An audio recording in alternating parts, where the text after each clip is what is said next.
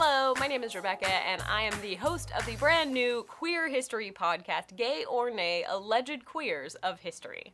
We've been learning a lot about modern queer history thanks to shows like Pose and the brilliant, beautiful documentaries and series that are becoming available, but most of those only go back to the Stonewall riots of 1969. But did you know that in the 1920s and 30s, there were massive formal dances in New York City that saw thousands of attendees, and most of them were in drag? Or that the drag balls featured in Pose can be traced all the way back to the 1860s? Queer history before Stonewall is hazy because not only did people not have the vast terminology available for us to use to identify ourselves today, identifying yourself as queer just wasn't an option. Unless you were a queer entertainer, it would probably mean losing your job, losing your family and friends, basically everything that's important to you. Unless you were a middle-class woman in a romantic friendship with another middle-class woman, in which case you could share the same bed for 50 years and nobody would care.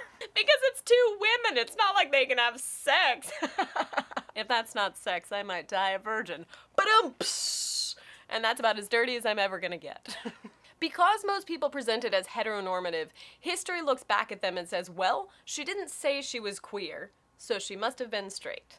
It doesn't matter that her 700-page autobiography is littered with love letters for women. Scholarly historians put in the second paragraph of her biography that she was briefly engaged but remained single her whole life.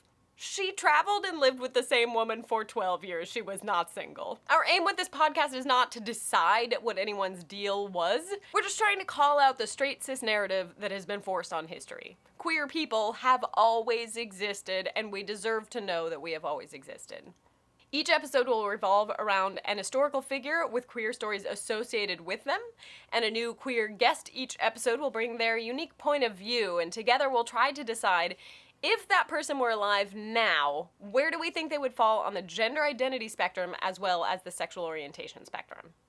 We're a brand new podcast, so anything you can do to spread the word is greatly appreciated. We are at Gay or Nay Podcast on all social media, where we will be posting fun facts we learn about the historical figures, about queer history, anything we think will interest you that doesn't make its way into the podcast episode. We also have several reward tiers available on Patreon, so if you want to be in the live studio audience on Zoom for podcast recordings, you can join us and take part in a Q&A afterward. Thank you for watching, listening, rating, reviewing, and sharing. I hope together we can queer history up a bit.